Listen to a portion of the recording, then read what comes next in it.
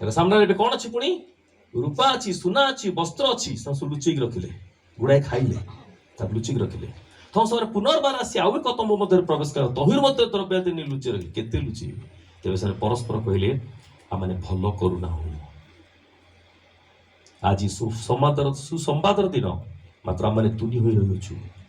जेबे आम प्रभात आलुओ पर्यंत विलंब करूँ तेज आम को दंड मिल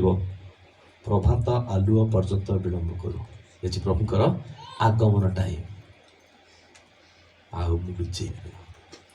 आमती कौ जगह नहीं जो जगह को मो प्रभु देखिपर एवं आस आम मैंने जा राजगृह संवाद चारिटा गोष्ठी द्वारा सारा देश खाद्य पाइला पलि आस द्वितीय राज 8 को ये कौट थे चार्टा गोष्ठी कौट थे नगर